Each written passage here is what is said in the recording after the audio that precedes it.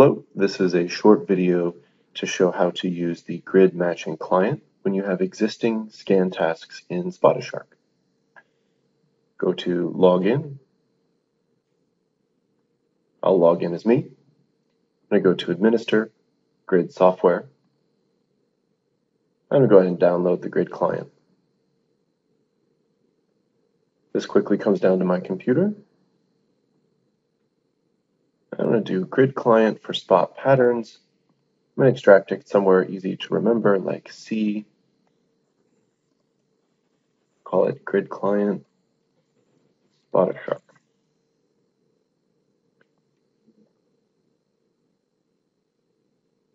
All right, now that that's there, I can go in a window to my C drive, grid client SpotAShark, and I can start my grid client. For Mac and Linux users, you'd want to configure startgridclient.shell script. For Windows users, we'll do startgridclient.bat. This relies on Java, so you need to make sure that you have Java on the command line. If you want to see if you do, just type java-version.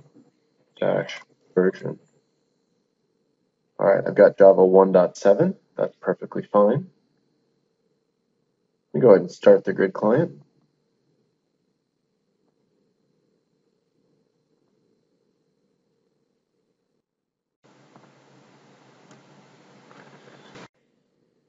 Now the grid client is doing work. You can see it's done 48 comparisons so far.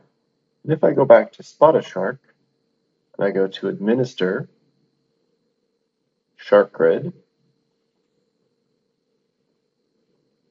now I don't see any ScanTasks right now because they are tailored for me. But if I click on Show All ScanTasks, you'll begin to see that work is getting done for the ScanTasks that Sean M. Barker has submitted to the system. And it's going to start working through all of these. Now the question is, why do we use a separate client for matching? Well, Wildbook sits up on a web server, which is generally not a good compute engine. They're more designed for interactivity and bandwidth. And also it would mean that when you're doing scan, that your high intensity, high CPU computer vision algorithms are then competing with the web server for resources. So for example, for whaleshark.org, we use separate servers in the Amazon cloud to do the math for us, and they're compute servers. They're designed to do a lot of math and do it quickly. Also, this grid client will take advantage of every thread on your machine. So if you have, or every CPU, I should say, my particular machine, I believe, has 8 CPUs.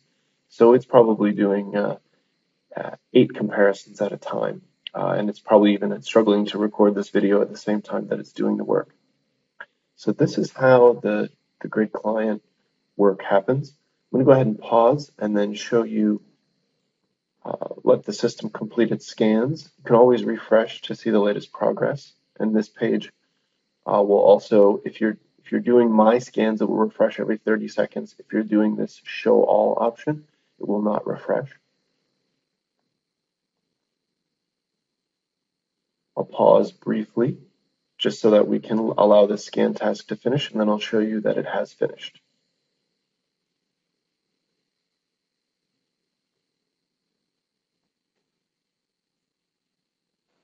All right, this scan is almost done. You can see that our matcher has been busy. 3060, 3060, the numbers match. All right, we should have our results. Let's go down to the completed scan tasks. There it is. Sean M. Barker, view the result.